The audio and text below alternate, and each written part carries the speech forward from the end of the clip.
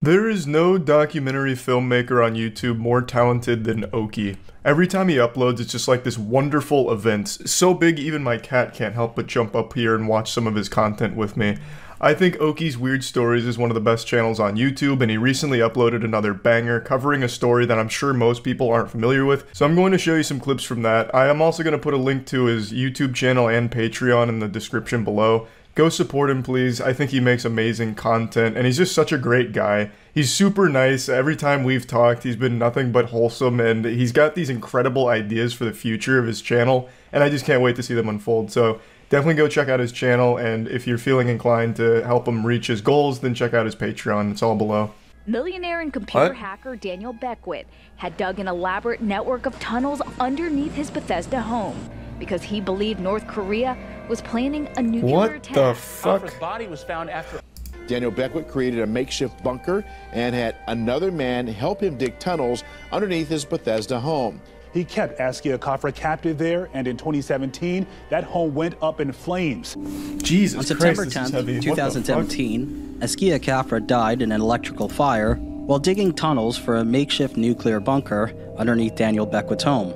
They struggled to navigate through Daniel Beckwith's home because of extreme amounts of debris and trash blocking the way. Before he succumbed to carbon monoxide sounds like poisoning, a 4chan Askia home. was only 2 steps away from almost certain safety, but the hoarding conditions of the home prevented him from making it out alive. The entire situation is unresolved. Askia Kafra. How is it unresolved? This sounds pretty cut and dry. The dude was one of those outrageously unhinged doomsday preppers, like probably a gang stalker as well, thinking the whole world's out to get him and everything's about to end. And he must have fucking snapped and ended up killing him. How the fuck could this be an unresolved case? I mean, I guess we're just at the beginning here, so this is all just like the intro, but to me, like off rip, this sounds like a pretty classic case of someone with one of those mental illnesses just losing control and ending up killing someone. At a young age, he displayed an aptitude. Hold on, I want to read that. That is some Reddit shit right there. I am a genius, AMA. Just read what I wrote. Just read what I wrote. I came off as sort of cut off. I can get a bit Sheldon-y. I scored the ceiling, IQ of 160 plus, standard deviation of 15. Usually, my IQ's usually been estimated in the 170s by my psychologist. Was this on like a Rick and Morty post or something? Jesus Christ.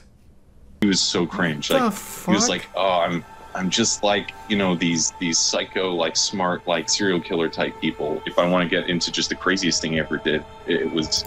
Hold on, I don't want to read this. I mean, this is the kind of guy that would get made fun of on the board. Is this posted like as satire by him? I don't think so, if he's calling into a random phone show talking about this kind of shit. And I'm gonna use this air gun to like shoot this raccoon in a cage, and like, you know, this is crazy. Like this is like legit psycho behavior. Like one of the most psycho thing he ever did. Sure. One of the biggest indicators early on that someone's going to end up as some kind of serial killer is animal abuse, like the torturing of small animals and shit. That is a phenomenon that's been studied so many times, and there is a direct correlation between hurting animals when you're young and taking that to people down the line. That is like one of the most cut and dry correlations ever. Like he wanted to come across as this crazy psycho, and yet for some reason it still gets like dismissed pretty often by law enforcement. You guys remember what was his name? Pushin Entertainment? I forgot how to say it now. He's the guy that would torture and kill cats on YouTube. He was a 15-year-old. That kid didn't go to jail.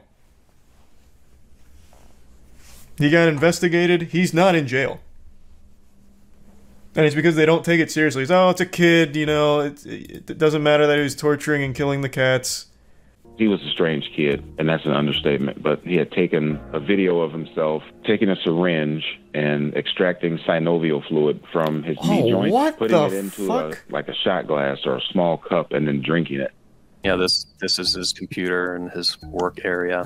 Yeah, what so the this is fuck? Basically me standing in the doorway. That's worse than of Chris my Chan bedroom. taking a shot of his cum. Did all of this cum. Police officers then searched. Damn, those room. penis emails, Inside, though. they found a rifle, Worth it. the hood of a fire protection suit, several lockpicks, reverse-engineered ID cards, and keyloggers. They also found a list of social security numbers belonging to faculty members and students. It was the most filthy, disgusting room I've ever seen in my life. I mean, there was stuff everywhere. Daniel was arrested and formally charged with 5 counts of property damage, 2 counts of computer fraud, tampering with documents, and illegally possessing a firearm.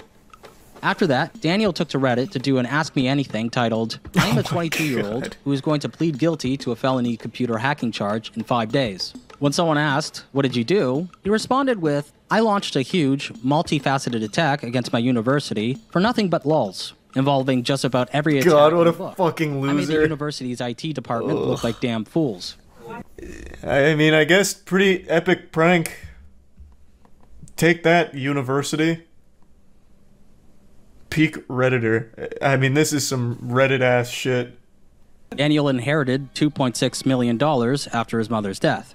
With that, he began to invest in Bitcoin, and he made a fortune. In a now deleted Reddit comment, shit. Daniel thanked the technology board on 4chan, G, for turning him onto Bitcoin as early as 2010. In a Reddit Ask Me Anything, I am still so fucking mad, and I can't believe this came up in, what was it? It must have been 2012, maybe, yeah, probably 2012. I've mentioned this a million times, and I mention it every time it gets brought up. There was a post on the front page of Reddit that said, I strongly urge you to get into Bitcoin. And then another one like, Bitcoin has just hit $100. And I, as well as pretty much everyone I knew, was like, that's stupid. That's fucking dumb. It's never going over 100. It's worthless. Why would we ever do that? And I didn't put anything into it. God damn. So this was this seems about right, though. This seems like the kind of person that would actually put money into Bitcoin back then. You had to be out of your fucking mind to think it was a good idea. Jesus Christ. Just a random cringe-lord loser doomer on Reddit was one person that just happened to put money into that fucking Bitcoin post. And it paid off. I actually got a call, and it was an IRS investigator. And they were asking me about his Bitcoin account. They were basically saying that he was in possession of basically like $1.2 billion worth of Bitcoin. Around the time of the call, the Bitcoin were like $55,000 of Bitcoin. And he had $1.2 billion worth of them, like, you know, somewhere in the blockchain. That was around the time I found out that he had, you know, he hired that kid and he died, you know, in that tunnel. What at the his house in fuck? Bethesda. On the site was a section dedicated to software developing and investing. One day, while watching the infamous farm bro, Martin Shkreli live stream on the site, he first laid eyes on Daniel Beckwith. Daniel, who used the handle 3alarm scooter, impressed Askia. Not only did he seem to be friends with Martin Shkreli, but he also claimed to be a multi-millionaire investor and hacker. I still remember I never saw any of those streams, but I remember Martin Shkreli, for a brief period of time, had a whole Discord server that fucking worshipped him. Kai and I went in there one night because we were curious and just wanted to laugh at the clowns that were, for some reason, sucking the dick right off of Shkreli's body. And Martin Shkreli was sleeping on a voice call, and they were freaking out about how lucky they were to hear him sleeping. It was so unbelievably fucking pathetic. God, that whole community was awful. And when he did get arrested, I don't remember exactly what happened, but they were like, "No, this is outrageous. He didn't do anything wrong. What? Oh my God, this is blasphemous!" Fucking crying, losing their mind over it. It was a cult.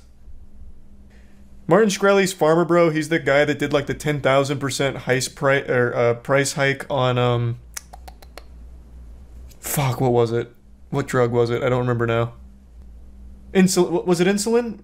Yeah, I think it was insulin. And I remember him saying that, you know, I thought it was kind of odd. Like, oh, interesting, this guy's a bunker. You know, what do you have a bunker for? And I remember him saying, you know, I've been building this for a while. You know, it's just to keep myself protected and safe in case of a nuclear war or a nuclear disaster. With Daniel's fucking funding, huge they red bought flag. brand new tailored suits Wow. in preparation for their meeting with the Teal Fellowship manager. All they had to do was make it to the meeting on time and make a great pitch. But unfortunately, that didn't end up happening. I don't remember how, but we somehow end up putting in the wrong address. But we end up going to the wrong location. At that point, we're just like, we're just freaking out. You know, we don't know what to do. And we get to the meeting and we're about maybe 15 minutes late. Why a red flag? He isn't wrong. Is that bait? Hey, excuse me. I've got to go back down to my bunker for my canned food just in case of a nuclear war breaking out real quick. Are you serious? That has to be bait. That's like actual gang stalking behavior. There's nothing wrong with being prepared. I think there's a level to it. When you're building an underground network of tunnels and a bunker because you're afraid of a nuclear war going down at any minute, that is a mental illness.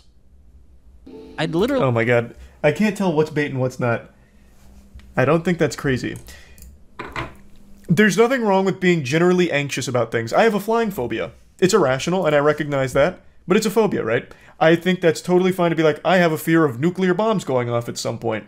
But then it has to be this barrier, like this filter in your mind where it's like, that is a little irrational. Maybe I shouldn't build a fucking multi-million-dollar bunker because I'm afraid of this disaster happening. And maybe I shouldn't be wearing a bulletproof vest anytime I'm out in public. It's not crazy at all. Do you go outside in a bulletproof vest every day? Might be multi-purpose bunkers also work for general apocalypse scenarios. What in the world is wrong with you? What do you mean?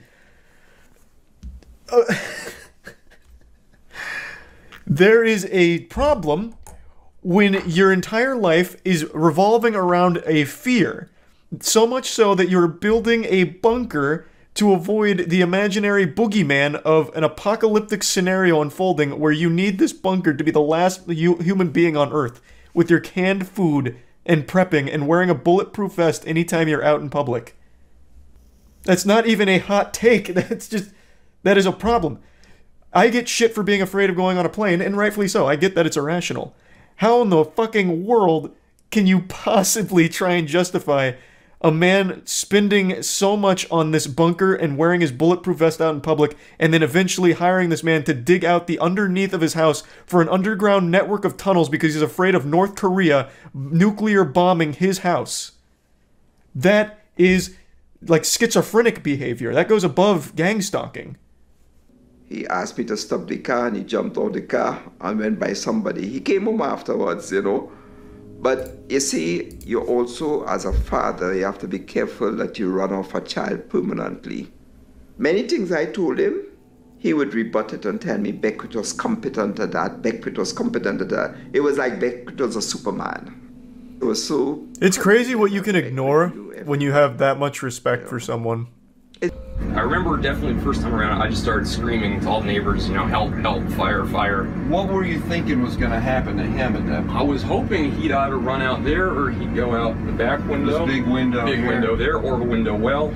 Well, this one's got bars on it. Well, that's not the window. Yeah, that one does have bars on it on the side. I don't think you could get out there. That doesn't have bars. He put bars on his... Oh, of course he put bars on his windows. He's got a fucking bunker and tunnel system. And then there's that window well. Nuclear war. I thought he also could have got out there. Of course he barred his windows. Well, preferably, he would have just gone down into the tunnels and gone out the backyard. Why didn't he do the obvious? Come to my voice. I am on the safe side of the basement. There's not much smoke on my side. There was a door there. He indicated that he went... Yeah, I mean, it was. I think this is absolutely a murder. Wasn't it possible? I completely agree with the dad here. Daniel said that he tried to get inside the house to save Askia a total of 4 times, but that he was driven back by the overwhelming heat. During his attempts to enter the house, he said that he removed a propane tank, gas cans, and other combustibles. The way out, you told me originally that you took a couple of gas cans. Yeah, but I never found those. Well, one was supposed to be in the front yard and the other was on the side. Okay, so I didn't get that. So somebody might have walked off with them. Jeez. Okay. I'm no expert here, but this looks like some absolutely fucking terrible acting that I'd see in like a bad Hulu original like The Grim Cuddy. What? Someone must have walked off with one of the gas cans that I was put in the front yard? Jeez. He said that he... I will say, and before we continue, People are asking, well, why would he kill him? Clearly, this guy is unhinged. I think that much is very obvious. He's very worried that everyone's out to get him. He wears the bulletproof vest when he's out in public. He duct tapes Askia's eyes, or, well, blindfolded him to get him to the tunnels. Duct tapes his eyes so that way he's blind when he goes outside for fresh air because he's afraid Askia may turn on him at some point and tell people where his bunker is. So I think what may have happened is he got this fucked up idea that Askia was plotting to reveal his location or turn against him, and he killed him for it. That would be my guess.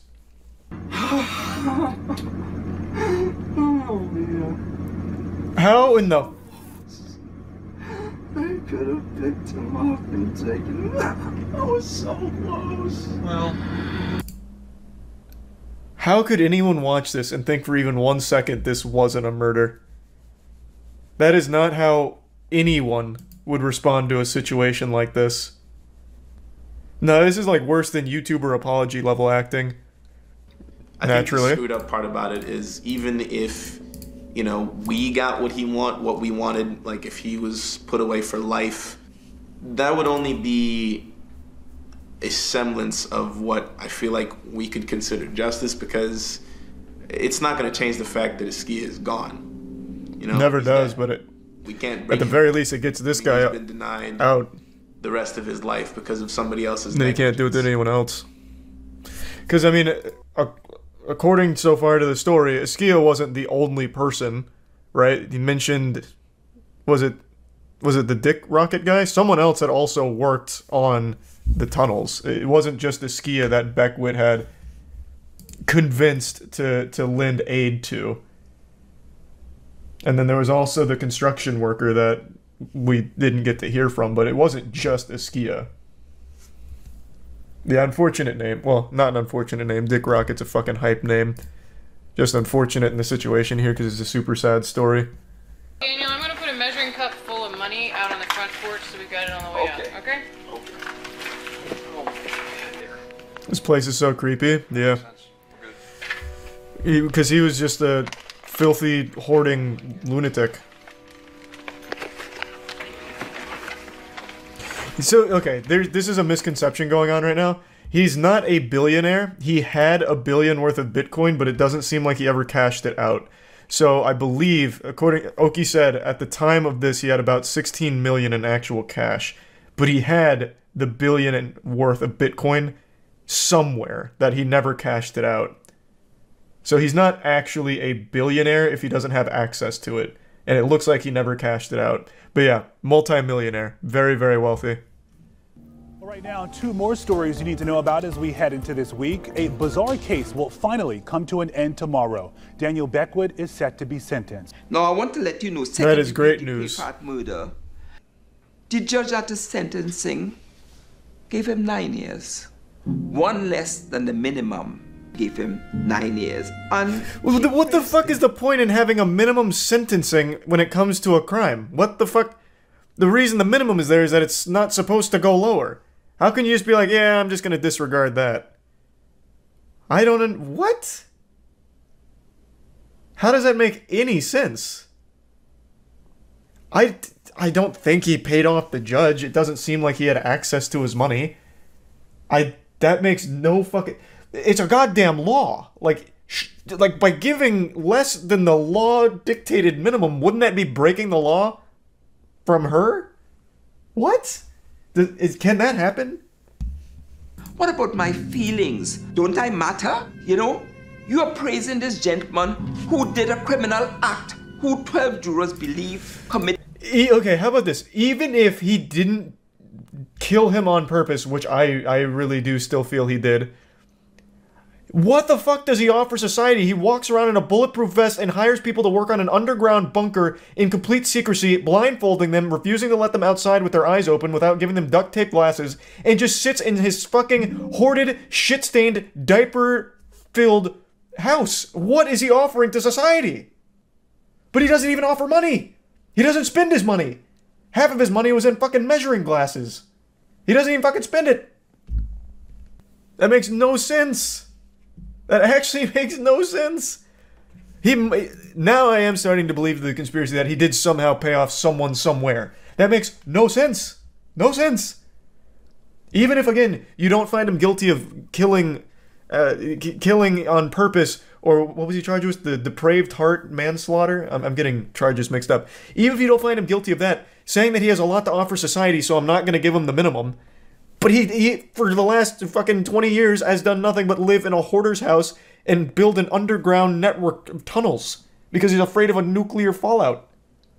Jesus Christ. But I'm starting to believe more in the briberies thing. Because, again, he had tons of money. He never spent any of his money. Maybe he dumped it all at once into this. Why was Daniel able to enter the basement several times during the fire and roam freely enough to remove gas canisters? That's a great fucking question. I also don't understand why Daniel told him to escape through windows, which mostly had steel bars on them. And that's what the father instead mentioned. Of directing Askia safely to one of the doors that he testified he had used repeatedly. I don't know, it was probably like years later that it really hit me that I'm not gonna see. What a great fucking point here. I actually didn't even think about this one. Because he did confirm he went down there multiple times.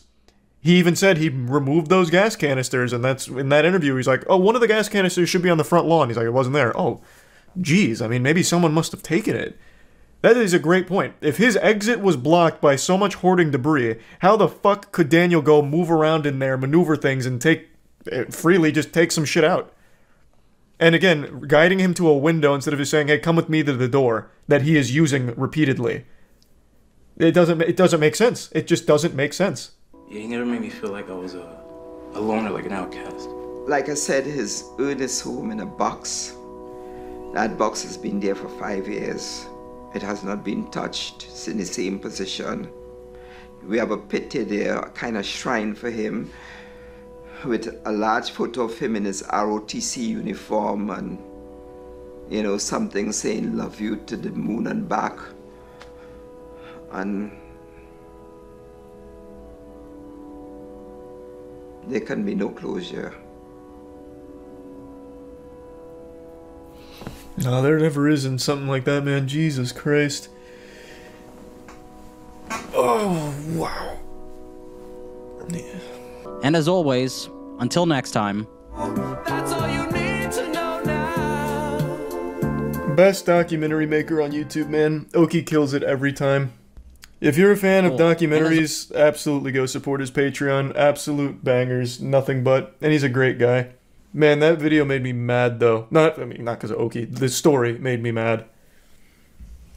That is very frustrating.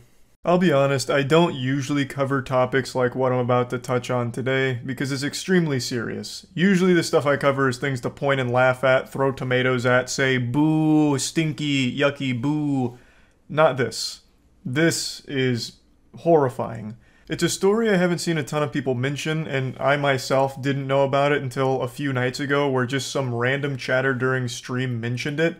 And I looked it up, and the information was only a few minutes old. Like, I don't even know how that guy had access to it so quickly unless he's like one of the chief investigators on the case that just typed it in the chat. But when I looked it up there wasn't a ton of specifics mentioned about the case. But I followed it over the last few days as more and more information has come to the public eye. It is truly evil. And to my knowledge, this is the first case where a live stream was used as an alibi in a murder case or anything of that magnitude. There of course has been cases like with Facebook live streams and even YouTube a couple times where horrible atrocities were committed live, but I think this is the only time that someone has tried to use a live stream to prove their innocence and act as a smokescreen to cover up their crimes. Now, the person I'm about to talk about hasn't been found guilty yet, but they have been charged with murder with overwhelming evidence. Extremely compelling and strong evidence. On December 18th in Ireland, a woman named Natalie McNally was stabbed to death in her own home. She was 15 weeks pregnant at the time of her death. And the person accused of the murder is a man named Stephen McCullough. He is a YouTuber as well as streamer. He mainly focused on toy reviews as far as I can tell, specifically seeming to be a big Doctor Who toy reviewer. So what happened is, on the night of Natalie McNally's murder, Stephen McCullough went live on his channel. And this live stream is still up right now. It's a 6-hour live stream. And this was crucial evidence to prove his innocence on this evening. Because how could McCullough have possibly killed someone when there's proof of him streaming from his home at the same time that the murder had taken place? So they eventually, after bringing him in initially on suspicion of being involved in this case, let him go, because this live stream did serve as a pretty good alibi for him. Plus, this wasn't just streamed to 0 viewers, there were real, sentient human beings with a pulse there to watch this stream, so should any of this information ever come to light, there would be a lot of witnesses saying, no, I was watching him stream, he was 100% at home.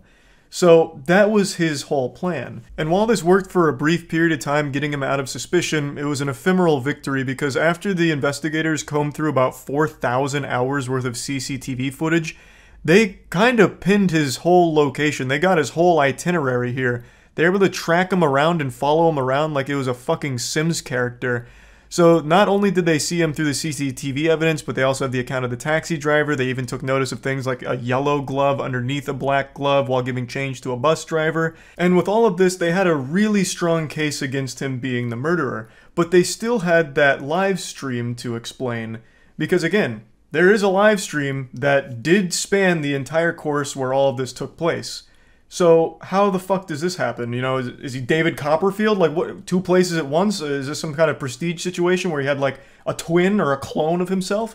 The actual answer is it's far simpler than you would possibly ever think. The live stream was fake. Yes, the stream went live on his channel during this whole period of time, but it wasn't actually a live stream. It was a pre-recorded video that Stephen McCullough had recorded days prior in order to look like a live stream, to mimic a live stream, so that way it could be used as an alibi for him. And when you watch the live stream, which again is still up on his channel, there are so many alarming red flag moments throughout it, even from the get-go. So he mentions at the very beginning of this live stream that he's not going to be able to read chat for a variety of technical reasons.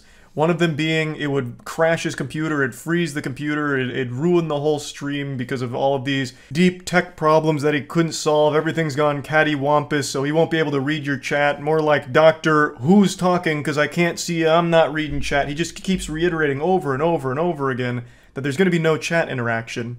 Because obviously, since this is a pre-recorded thing, there is no chat for him to read or interact with. Well, because this streaming software is kind of up the left, it means I can't check the live chat, which is a real shame. Can't look at the live chat for some bloody reason, because if I do, it makes the whole thing freeze and OBS just screws up. And he just kept like explaining why he can't read chat, and then he started talking about like, well, I guess I could read it on my phone, but you know, I get addicted to TikTok when I'm on my phone, and that's a mess, so I've put my phone in timeout in another room, so I won't be reading chats there either, and that'd probably ruin my internet too anyway, so no chat tonight. You guys can talk amongst yourself. I don't even like live streamers who read chat, so no chat for me tonight. There's plenty of streamers who don't interact with chat, but to go this long and this in-depth on things that make absolutely no fucking sense whatsoever to explain why you're not going to be reading chat or reacting to donations is definitely a little odd. And there's plenty of other really alarming moments about this stream, especially looking back on it in hindsight. He keeps reiterating that he's live, you know, this is live, and he's staying inside all night. He talks about like drinking and driving, and he'd never drink and drive, which is why he's staying inside, drinking on stream live for his viewers to enjoy. He's playing GTA Vice City throughout the stream, and he's making comments about like how the police force is no longer like equipped to handle cases, and there's a rise in crime. It's in the real world he's talking about. It's all very fucking alarming stuff, but by far the scariest thing he says has to be this. Yeah, that's physics.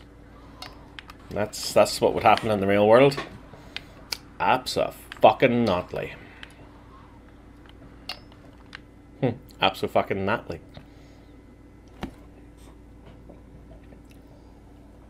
Completely out of nowhere, unprompted, he mentions someone named Natalie in a pretty menacing way.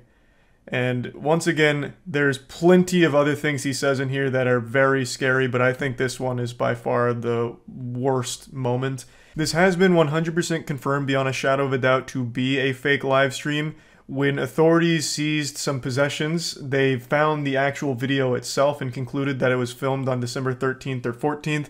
And also, McCullough himself has confirmed that the live stream was not actually live, it was pre-recorded.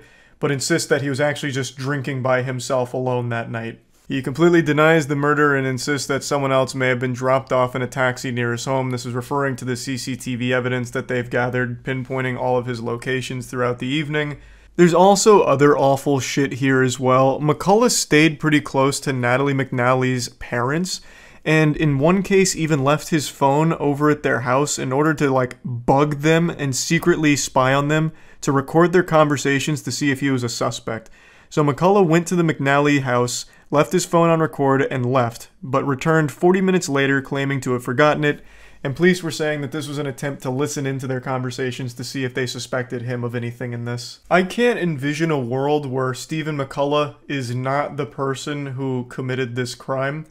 There is just an overwhelming amount of evidence against him. And he still doesn't have a real explanation for what the possible motive to faking the live stream would even be. Nothing that makes sense, at least. And then randomly dropping Natalie's name during it. I just cannot imagine that this man is innocent, but he hasn't been found fully guilty of being the murderer yet. But yeah, overall, a horrifying situation. I'm wishing the absolute best for the McNally family, and I'm hoping justice is served here. That's about it. So yeah. The Idaho killer they caught... Oh, yeah. I forgot to look at that. They caught that Idaho killer. Yeah, they finally fucking caught the guy. Man, I tell you, it's always the people you least suspect, right? Oh my god.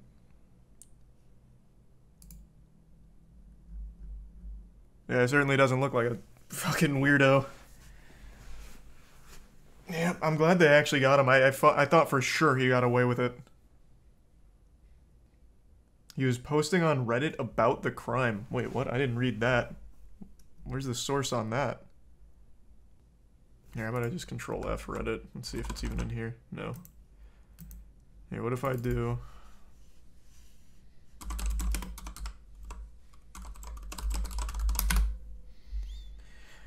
What we know about... we'll go to this one, I guess. What we know about the suspect arrested in connection with the Idaho college student killings. Jesus, he was a PhD student in the school's criminal justice program. Wow. Thanks to give Subtonian the resub 60.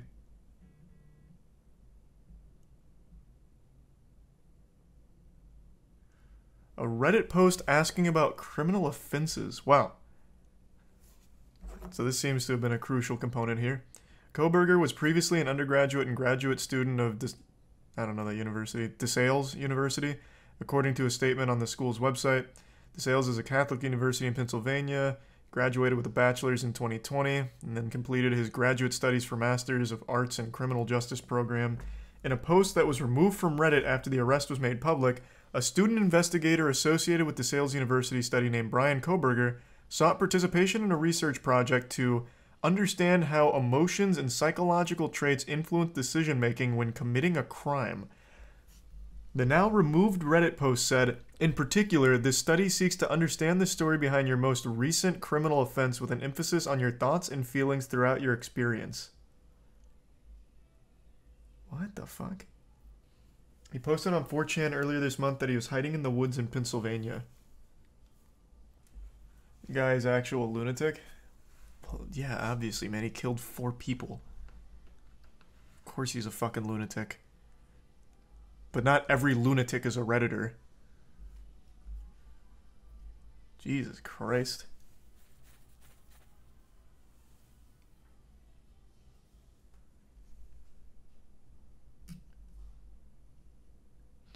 They eventually narrowed their focus on Koberger after tracing ownership of the Elantra back to him, according to 2 law enforcement sources, and his DNA also matched DNA that was recovered at the crime scene. Huh.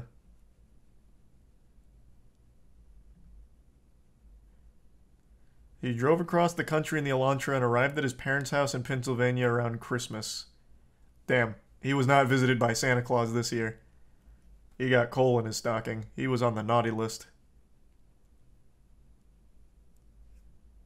I cannot believe they actually caught the killer. This really seemed like it was going to be a cold case.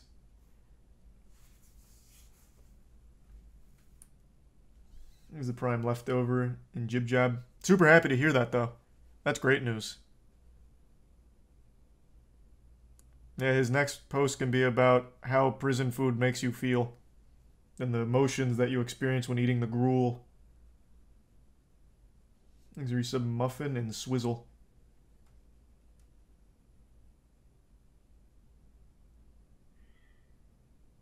Just arrived. What happened? This is about the killing of the 4 students in Idaho.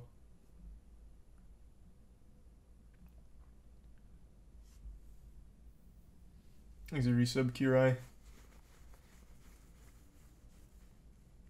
What do you mean? Who's Corey Deep? Oh, that's sweet. Thank you, Muffin. Hold on, quick text message. Just give me 1 second. Okay, now I'm back. There's a resub, Gravity. And the bits deep. Oh. The Corey Kenshin stuff. No, they'll never mention it.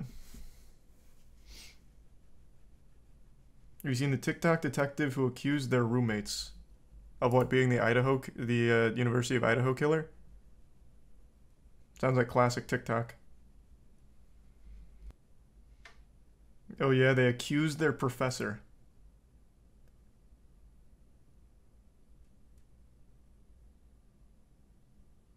Thanks a resub. Knee slap. God, that is such TikTok shit too, man. That's so wild. He's a tier 1 Red Queen. I know who the Idaho University killer is. It's Professor McGonaghy. Source? I just have a feeling. I checked my tarot card readings today, and it pointed me right to the suspect.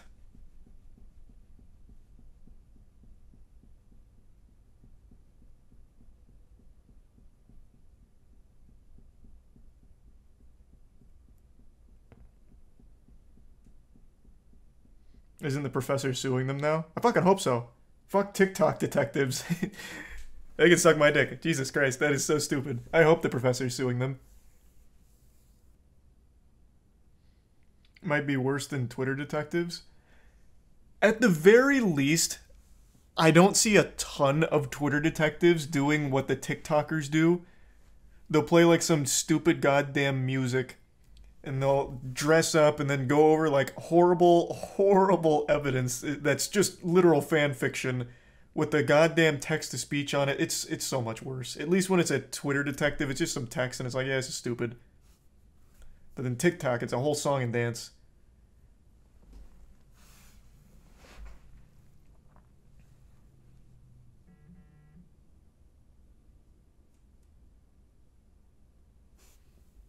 He's the resub winner. I hope you enjoyed Doom Eternal. Terrible. Great game. But what of the 4chan detectives? Oh, what the fuck? 4chan is like actually the best detectives on the planet. No, Twitter detectives, obviously garbage. TikTok detectives should be locked up in jail ASAP. Reddit detectives miss every single time, but at least they're not TikTok detectives. 4chan gets it right almost every time. 4chan's like actual Benoit Blanc level. When 4chan decides to pick up a case, I'm usually like, yep, they'll catch him in the next 24 hours. And it'll probably be very accurate.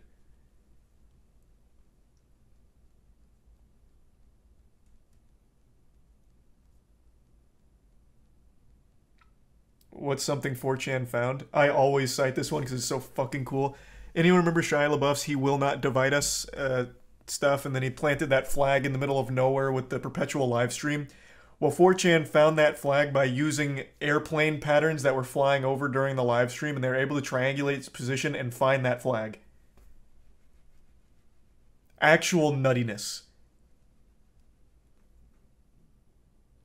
Also found that teen that threw the puppies into the river. Oh, yep. They also found that, I think it was an Antifa guy, who was hitting people with bike locks. I think it was 4chan that caught that guy too. Yeah, no, like, they are unironically incredible detectives. It's crazy. Like, it is actually crazy how like often they are right on the money. We gotta see the Shia LaBeouf one. Didn't Internet Historian make a whole video on how they found the Shia LaBeouf flag? I'll just do 4chan Shia. Yeah. It's in this video, right? From Internet Historian? I'm pretty sure it is. But even if it's not in that one, there's this one for it. This was such a big deal when they did it.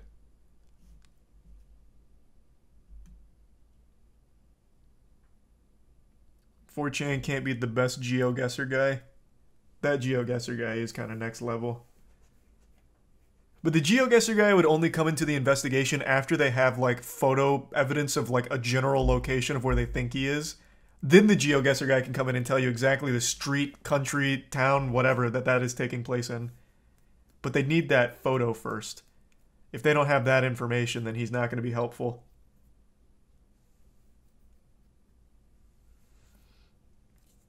Thanks to the bits, Happy and Tori, and the Prime person. And Reset Bless. Him plus Joseph Joestar would go crazy.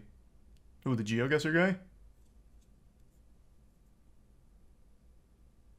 Watch To Catch a Predator? We've already watched the entire series. And also Hansen vs. Predator. I've seen every single episode. I love that shit. That content just never gets old, but I've seen it all now. Thanks to Bits Halo.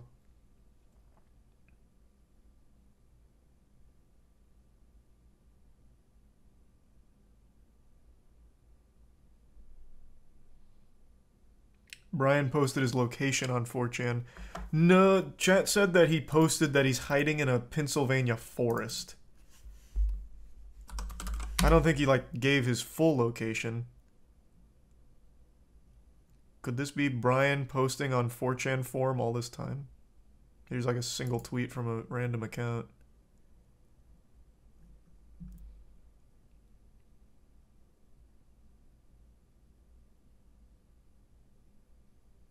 Oh my fucking god.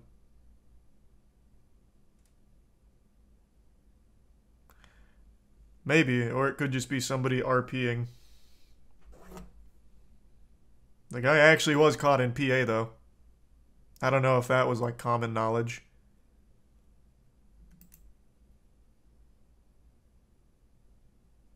But he was also caught at his parents' house. Not exactly just in, like, a shithole in the woods.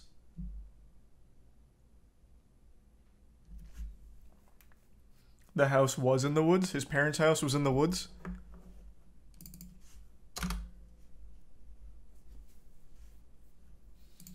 I don't know why they'd put this information in here, but I'm just very curious now.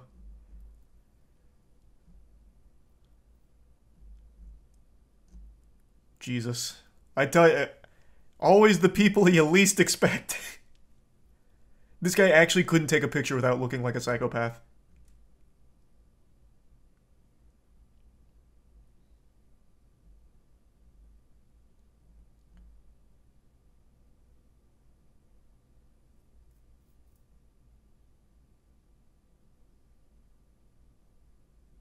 Have they heard from the parents yet?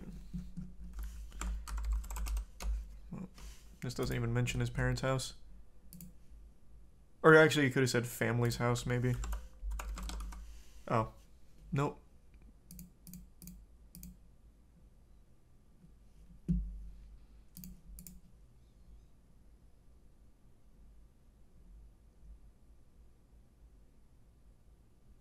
I'm still just going to go out and say probably unlikely that that was him on 4chan posting.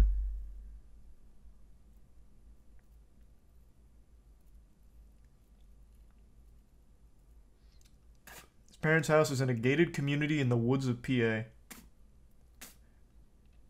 So the opposite of a shithole, but it was in the woods.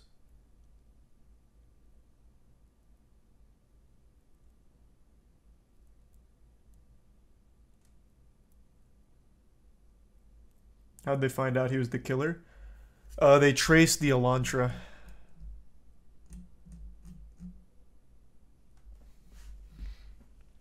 They're looking to speak with the driver of the 2011-2013 Elantra that was spotted near the victim's house.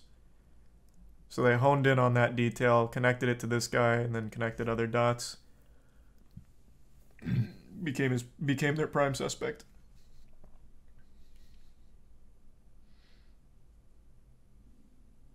He gives a biscuit in the prime rifle. I doubt it, Tori. I don't think so.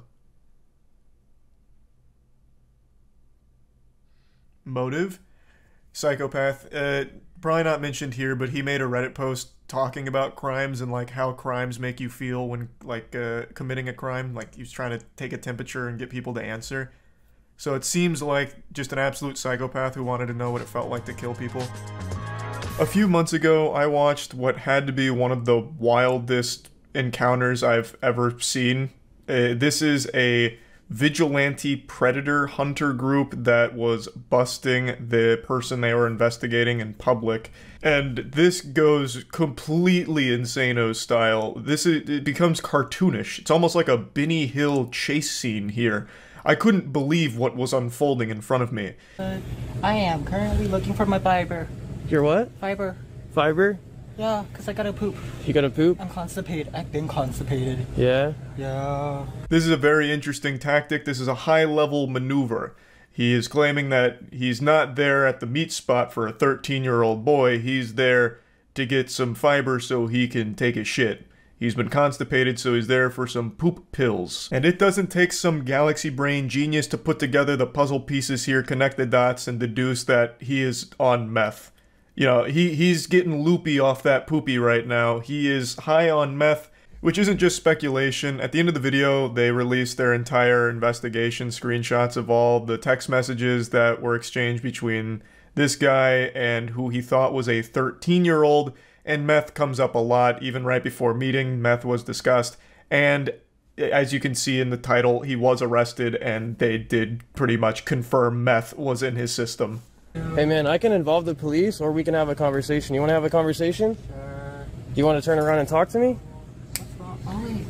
I gotta find this first. Hey bro, I can call the cops right now, or we can just have a conversation. I'm actually really constipated, sir. Please, can you actually let me get my supplements so I can actually go home so I can poop and actually so I can poop well? Step 1 should have been involving the authorities the second you found a real pedophile that was trying to meet up for sex with a 13-year-old and like get them smoking meth or whatever. I don't understand why that wasn't the first thing you did. Luckily, there's spoilers in the title, so you know he does get arrested, but not for the reasons of this investigation. Some crazy shit happens towards the end. Had he involved law enforcement earlier, even from the start, I feel like this could have been far more effective. It seems like the first thing he did when he identified a real pedophile was try and figure out how to monetize it and make a viral video out of it or something. Because he gets like 2 different cameras out. He's got like the fucking Steadicam. He's got so many cameras set up. He's got like the GTA cinematic angle going on here. So it really feels like the #1 concern was trying to figure out a way to monetize it. He also has like calls to action in the video to subscribe to his channel. He's got the People vs. Pred watermark. This shit is branded out of the wazoo. So it does really feel like the #1 thing he was looking for here was a way of making money off of the bust, which is kind of weird. It is still good that this does lead to an arrest, but I really do wish it was handled with collaboration from the actual authorities. Can you help me find fiber pills? Can you help me find fiber pills? Do you want me to call the cops? Why would you want to call the cops for me when I'm trying to find my fiber pills? I know why you're here. Why am I here? To meet my 13-year-old little brother. Who is that? I don't know who that is. Who is that? I have no clue. Christ, where are they hiding the fiber pills in this bitch? Like, goodness gracious, are they underground? This man's out here trying to locate fiber pills, and it's like trying to find pirates' buried treasure, apparently. But anyway, you can see he's really starting to tweak quite a bit now. Things are getting escalated. The man filming is starting to call the cops, which is something I feel he should have done quite a long time ago. But we're only just beginning. Hey buddy, is this you? Can you please why do I have a picture of you? Is this Why you? are you doing this to me? Is this you? Is this a picture of you? Why do I have a picture of you? How was this? What is it? Why do I have a picture of you? Oh my god, that's disgusting. Why do I have a picture? Why do I have a picture of your ass? This guy's here to meet a 13-year-old boy for and to give him crystal meth. Oh my god. Negotiations crumble, diplomacy falls, and then things really pop the fuck off. So he shows him that he has a picture of this guy's asshole, And then we enter like the DPS check of the raid boss encounter here. So now he's chasing the pedophile around while shouting he's here to meet a 13-year-old boy for sex. The predator starts shouting. Everyone in the shopping center is confused and maybe even a little frightened from this sudden explosion of yelling and all of that. And we also get close-ups of the meth molester's head, and it seems like he has a lot of dandruff. Not that that has anything to do with anything at all, it just struck me as, wow, that's a lot of dandruff. So he might want to pick up a bottle of Head & Shoulders on his way back to the poopy pill aisle. This guy right here is here to meet a 13-year-old boy and to give him crystal meth. Please, okay, sir. what's happening? I'm trying to find you. Do you know where the fiber pills are? Call the cops. This guy's here to meet a 13-year-old boy for. Don't touch me. Sir, don't touch me. Why? Stop. Don't touch me and don't put your hands in front of my camera, bro. Stop. Who the f are you? Stop. The cameraman here is really coming across like a combative asshole. Obviously, the store employee doesn't know the situation. He's not fucking omniscient. All he sees is two people screaming in his store while one of them has multiple cameras set up like he's out here trying to film a 360-degree music video. So he's just trying to get in the middle of this and like, hey, can you de-escalate it? You know, take it anywhere else. And for some reason, the Predator Buster is now starting to get mad at this guy who's just doing his fucking job. Like, he's done nothing wrong. He doesn't know what's happening here. He's just trying to de-escalate the situation.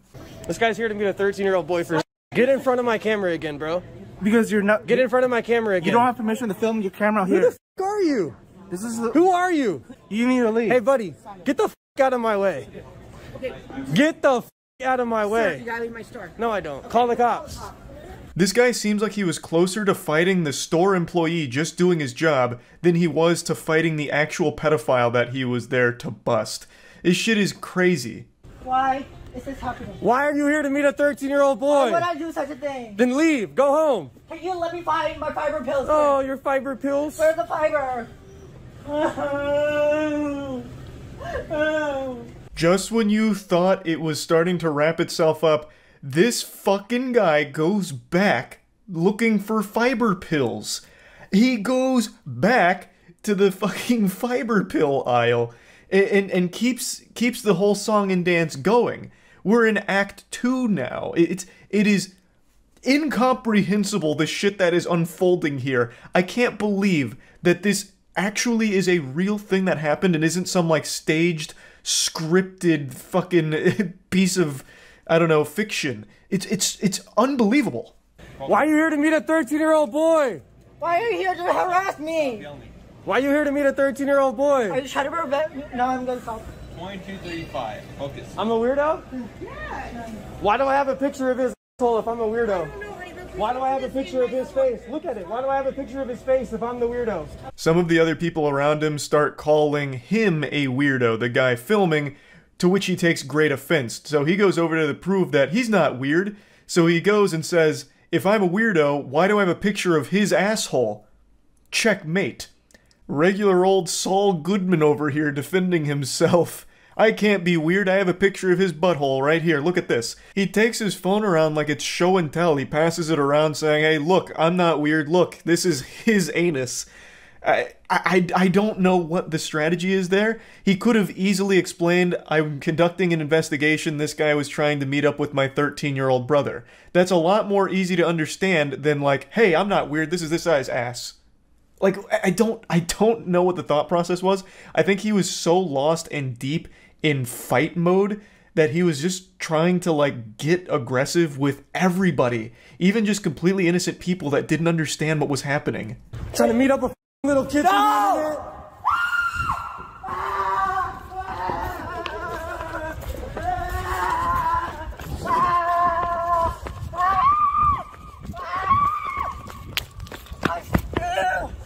I saw a comment that perfectly described how this part in the parking lot plays out. They said he's acting like he's the 13-year-old boy running away from a pedophile. And that is so accurate. He's running around like hysterically screaming and just going absolutely ballistic. He runs in a circle, and then even lays on the ground for a little bit, kind of wiggling around. Can I just go poop? Ah! Ah!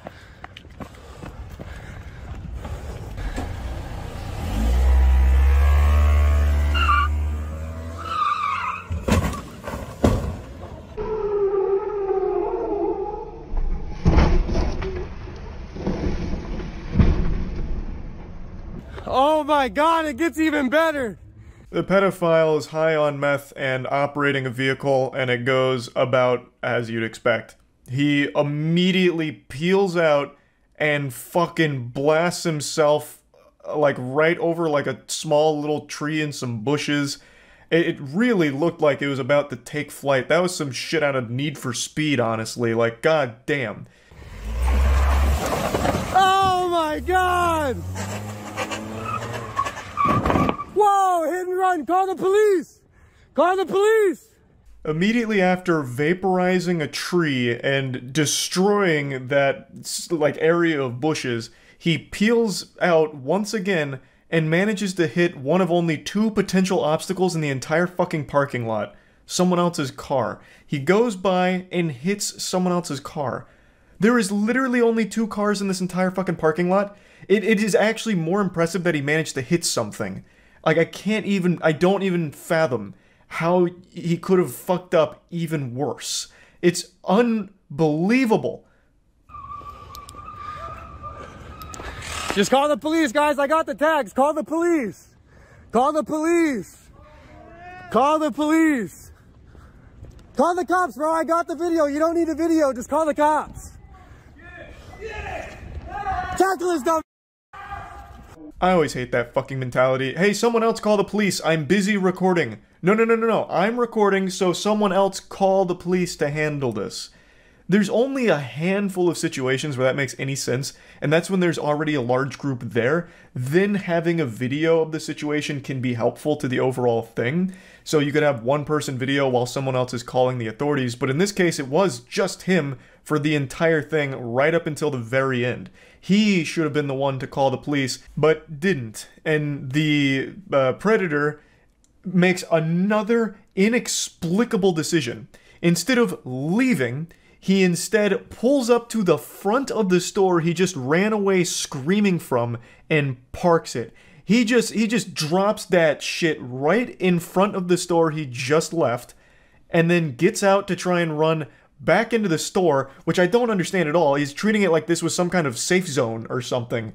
And as he gets out of the car and tries to run back in the store, he gets tackled by a good Samaritan who had just seen the hit and run, and everything that unfolded in the parking lot.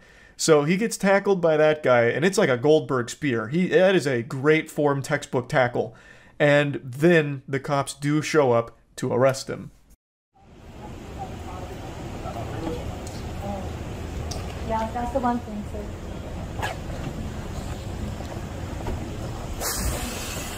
Come on, man. The cops go through his things. They find a pipe. They find a lot of stuff. They arrest him for the driving, DUI. They don't seem super interested in the predator catcher's investigation and what he's talking about. They don't really pay too much attention to that. Instead, they arrest him for, of course, the way he was driving the vehicle. Now, I've mentioned this numerous times over the years. I'm not really a fan of vigilante predator hunters for the simple reason that 9 times out of 10, the pedophiles that get caught in these operations don't face any real repercussions other than like a video being made about them. But law enforcement can't use the investigations because they're less than professional, meaning the predator doesn't spend any time in the slammer, they don't go to jail, which allows them to continue preying on children in their communities. Now, I do think there are extenuating circumstances, like for example EDP.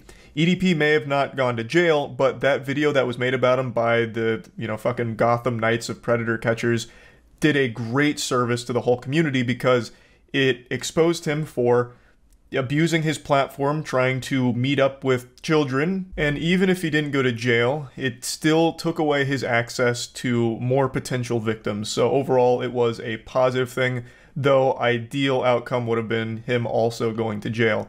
In this case, the video we just watched, this predator probably would have never went to jail had he not operated the vehicle while high on meth and caused a massive commotion there and hitting multiple things.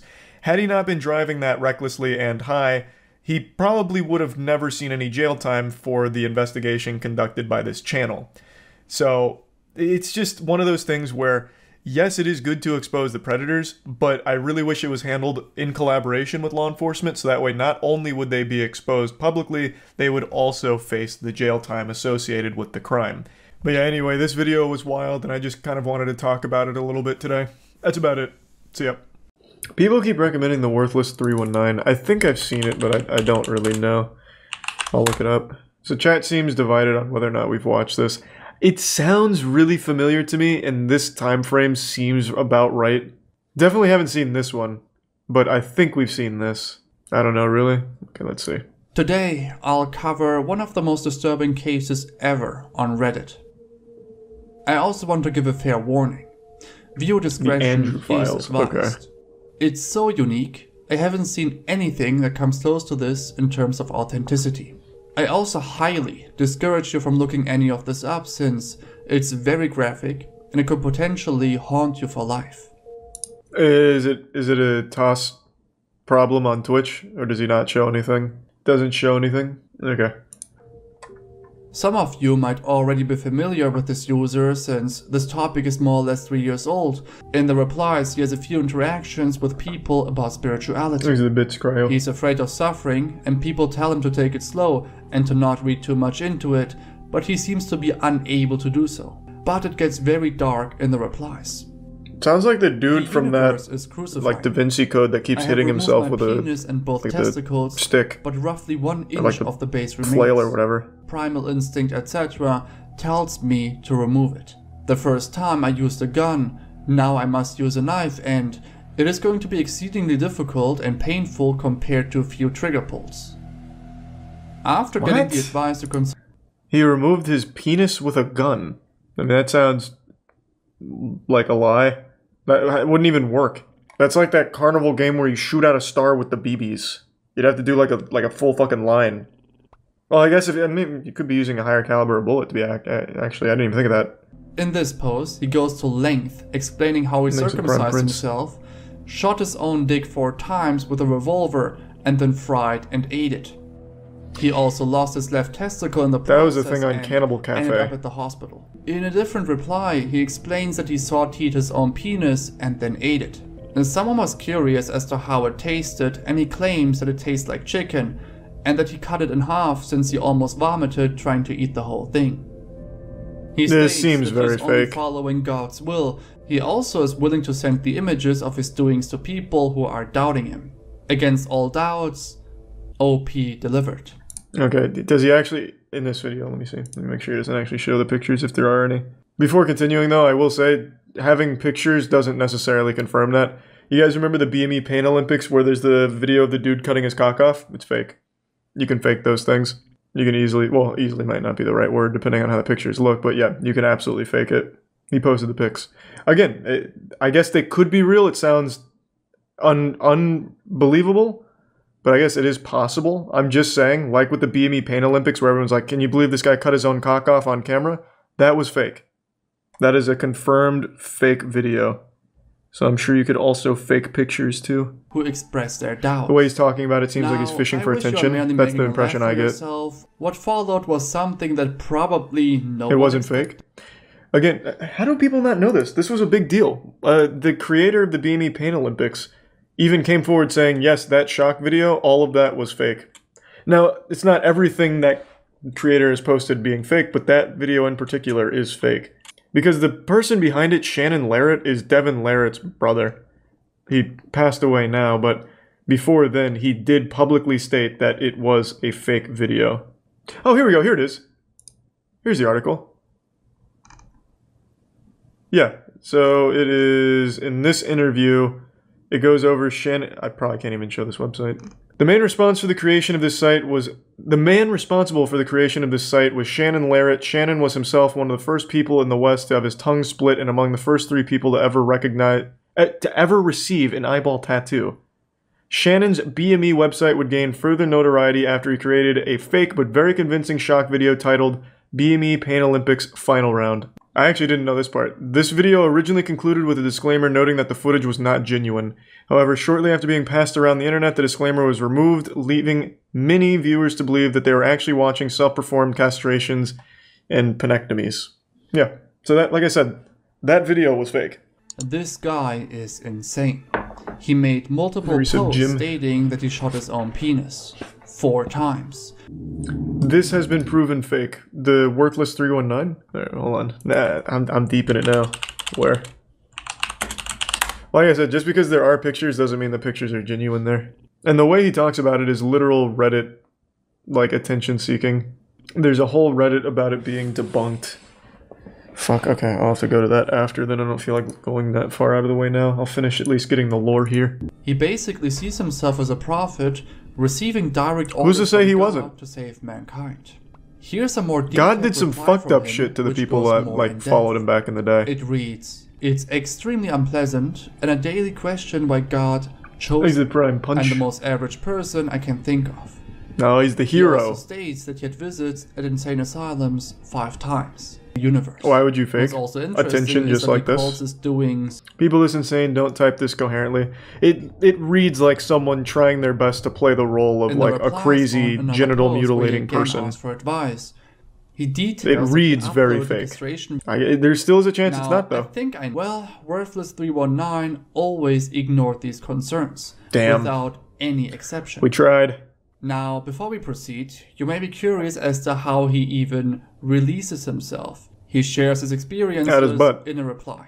It reads, redirected it. Sitting down. If you're talking about orgasmic, since I finished castrating myself, I haven't gotten turned on once. Before castration, I had 1 nut. I blew apart my left one. I could come very easily by thought alone. In other posts, he shares his state of mind. I especially fear the end of humanity as it approaches. It's inches away. Centimeters. Goddamn 5G. No one understands me, especially myself. I called an ambulance after about 5 minutes of listening to music, laying on the ground. Yeah, this definitely is fake. Much of and I want to go through a few. There's a website that shows his deleted Reddit history, not remove edit. Yeah, it doesn't prove that those pictures are either A, real, or B, him. There are people, and I do know this is a thing, I think it's called a penectomy, I think. There are people that have actually cut their cock off online, and there's videos of it. But I don't think this guy was one of them, because he just keeps making Reddit posts like he's an anime villain or something going into a monologue. I don't think this is, like, real, but the actual act of someone cutting their own cock off and shit, that is something that some absolute maniacs have done. Ooh, how deep does it go? He wanted to end himself by bleeding out of his pelvic area to prevent a conflict between North Korea and the States. It might have worked too. We still haven't entered into a conflict. Like DMT and LSD. There were people who were motivating Worthless to further self-mutilate himself in the name of religion. The users doing that deleted their accounts. So, as for information about Worthless... Charlie, I saw the images, the dude has no dick. Like I said, on the internet, it's called a penectomy. There are people that have literally cut their own cocks off. There was even on the... This was a big one, the Cannibal Cafe. Cannibal Cafe, what was his name? Armin Minsk, something like that. The user on Cannibal Cafe said, hey, I want my cock cut off and I want to eat it. No, there we go, Armin Muse. On Cannibal Cafe, back in the early 2000s, there was a dude who's like, I want my cock to be cut off and then eaten. Will anyone oblige? Someone did, got together, literally cut his dick off, they ate it, he bled out in the bathtub. Like, there are people, and there are real videos and images of people cutting off and mutilating their own cocks. No doubt that exists. What I'm saying is this Reddit user is most likely not the one that is doing what's described or shown in those images. It's very likely he just took some of those stills from the videos or those pictures and is then making this story around this whole thing for attention. Because the way he writes is very much like a Redditor seeking attention. Just going by the way he writes. Again, could be totally wrong. It could genuinely be him. I'm just saying all of this seems super fake. He's making posts in other subreddits like, hey, how do I do this? I actually shot my nut off, which is why I'm asking, because I'm trying to save the America from North Korea using LSD, parentheses, God's drug. Again, I shot my nut off and then I castrated myself. I've been bleeding and it's painful, but I'm doing it for you guys. By the way, how do I do this? Like, it seems like he's fishing for attention at every possible step with his post. That's what it seems like. You could argue that it's too sensitive to receive media coverage, but that's not necessarily true. Yeah, it would. It would absolutely receive coverage. Something like that would get reported in Florida. He's going to bring up Cannibal Cafe. Instance, we have a similar case. Or not. Which received media coverage. You truly need to be fucked up in your head to stick to this for months, making threats and posts and also sharing grotesque images. Goodbye. That was interesting. Again, I think that whole story is fake. Pictures, probably not, but the story at least surrounding them with that user, I think definitely are. And luckily, it looks like we have a penis scientist in here. I've seen the pictures. They 100% weren't from him. He claimed to have shot his penis, but most of the pictures were shaved. A burn there would have simply prevented hair growth, at least in some spots. And there's also no wound in the area in any of the pics, just the absent penis. Yeah, I haven't seen the pictures, so I can't really analyze them myself. But I have been playing a lot of LA Noire, so if I do see them, I'll probably be able to get some clues. But I'm not going to do it on stream. Reddit's Darkest Corners. Let's ride. Very quick. Thanks, the first Carney announcement is in blood. 600,000 subscribers. The last video, this channel's popping off. 500,000. Thank you to all the newcomers that are coming from Critical's channel. First of all, Charlie, thank you so much. I know I told you thank you in DMs, and by the way, guys, the fact that I talked, that I spoke to he's such a like, sweetheart. Unironically, he's such a sweetheart. But I feel like let's just go even deeper than the surface. This video will be a little. You don't want to go deeper than the surface on Reddit. To help me out, r/Jizzy Cards. Jizzy Cards. 37 members. Oh boy, we're starting off strong with this one. Okay, r/Jizzy Cards. If you had to take a guess of what that even meant, go ahead, take a guess. All right, I bet I can nail this. I would imagine it's people doing cum tributes on old video game cartridges. I would say it's people that like, I love Ocarina of Time so much, here's the N64 cartridge. Just fucking blast it. That would be my guess. Certain you wouldn't have guessed men ejaculating onto video game cartridges and... But I did. I fucking did. Discs. For fun. Yeah. Yep, but nice. I did. I know these communities so fucking well. I've never heard of Jizzy Carts. I know this shit so well. Because there's other communities like this. Like I mentioned cum tributes. This is huge for like figurines. It's like U2s. U2s has their own cum tribute community where people will get U2s of their favorite YouTuber or whatever and they'll literally just cum on it. They'll put it in jars and shit. Yeah, it's huge. It's fucking huge. So I knew right away Jizzy Carts had to be video game related. I bet most people go to like shopping carts or something of cum, but I fucking knew exactly where this was gonna go. The main user posting these images go. Oh, I want to read the request. What did he want? If it wasn't Donkey Kong 64, they fucked up. That's a cool cartridge. Oh, better yet, Majora's Mask. They had the holographic. Good to see a rareware game being humiliated like this. I would shoot a load on Conker's Bad Fur Day, but I'm low on money at the moment. It costs nothing to ejaculate. Unless you have to put like a quarter in like a jar at your house like for every time you sin. I don't know what you mean. I guess like he has to buy the game. User snapped fingers. This story begins with the user claiming that they can see things that aren't actually there, like paranormal things, and that they were told by experts on Discord that they have to make a sacrifice. Experts on Discord, huh? In order for the interdimensional beings to leave them alone. Discord experts? Like... That's what I said. The things they describe. That's definitely a red flag. Dark figures out of Worthless 319, which we already covered on the channel, so make sure to watch that after this video. Eventually, Worthless 319 was the video we watched. It's about the Redditor who claimed he blew his cock off to save the world with a gun. I'm pretty sure it was all a hoax. I looked into it further after the stream. I'm almost 100% sure that was all just a big like ooh, so edgy kind of thing. The pictures weren't even of like a dick that had been shot by a gun. It was just more of like a really deformed, weird wiener. I don't know how to describe it. But yeah, that was definitely not like a real thing. But the penectomy shit is real. There are people that do actually cut their cocks and all of that, but it wasn't that Redditor doing it. Actually, Snapped Fingers questions the reality of there being a hell portal in the Paris catacombs and explains that they're booking a flight to put an end to this. Thus, the former limestone mine someone got lost in the Paris catacombs and died. As the catacombs. So yeah, it's a I think very there's like a good YouTube place video which you about can it. actually go visit some of it. I used to run track back when I was in junior high school. I can likely outrun any possessed people. I am excited to finally close this chapter of my life and shut that blasted portal off for good. Now, personally, I do think this person was suffering from schizophrenia. Or, I could be completely wrong. This could be someone just looking for attention. The thing with these Redditor stories... Most likely attention when on Reddit. Don't r/coming on figurines. 35. That's what I was just fucking talking about.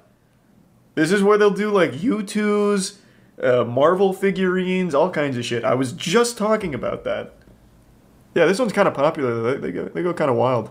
All right. Cum tagging, 2,000 members. But yeah, this one's just the guys splurging on objects. Men splurging on objects. I mean, that's it. There's nothing more to explain to that. We have public trash cans, airport toilet paper holders, campus bathrooms. I actually... Yeah. So, I don't know about cum tagging, but I do know there was a... I don't want to give too much away about the guy. I've talked about it before. We've talked about it before on the podcast. We used to have this thing where we talk to people from the Patreon podcast, and one of the people that was a regular is a U.S. soldier, and he was on a submarine. He was one of the nuclear subs.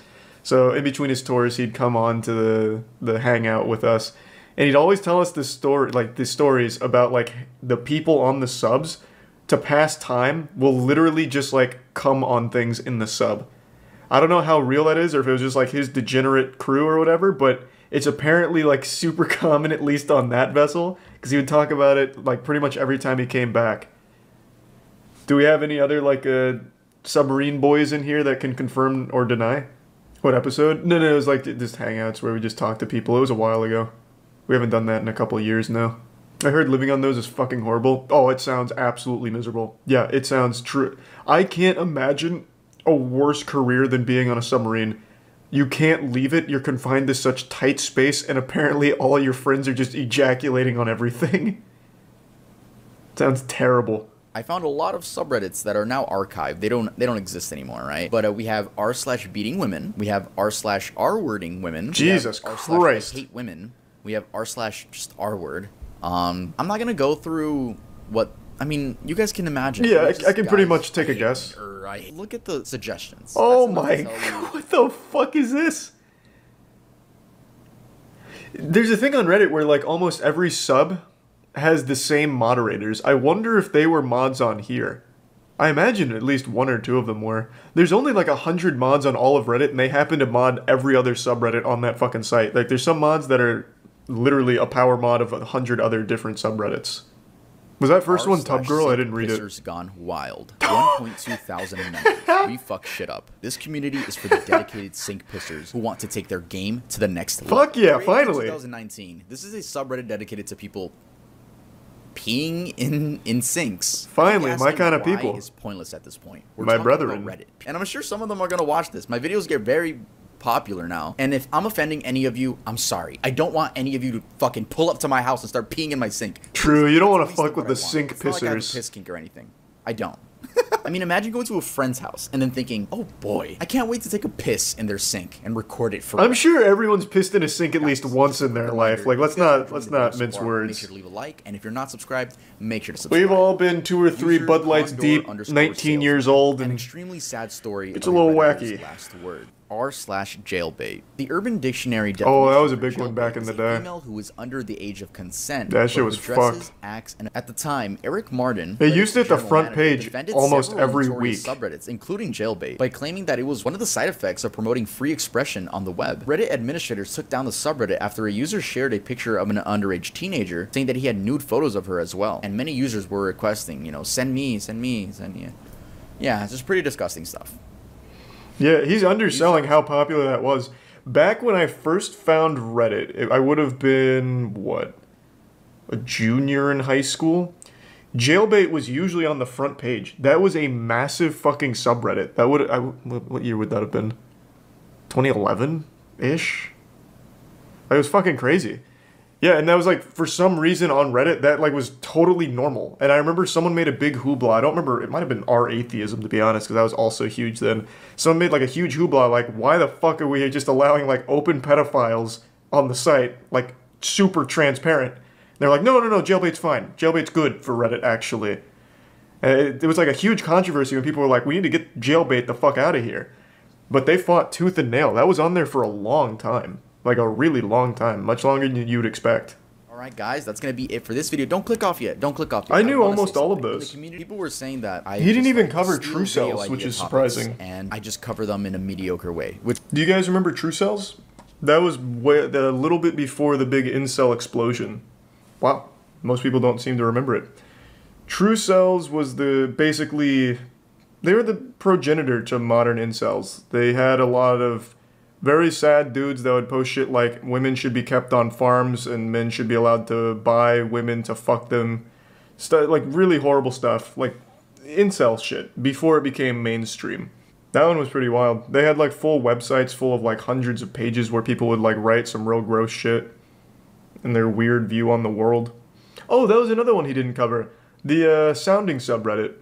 That actually might still be popping off. I remember the sounding subreddit was pretty wild in its infancy. There was a guy that stuck like a pretty sizable dildo in his cock hole. Of course, it wasn't like full-sized or anything, but it was still like a fucking impressive feat. Yeah, sounding is when you put things in your urethra. And there was a subreddit for it. I'm assuming it's still there. Did it hurt? I don't know, man. I'm not that guy. I would imagine it would. Yeah. I would guess.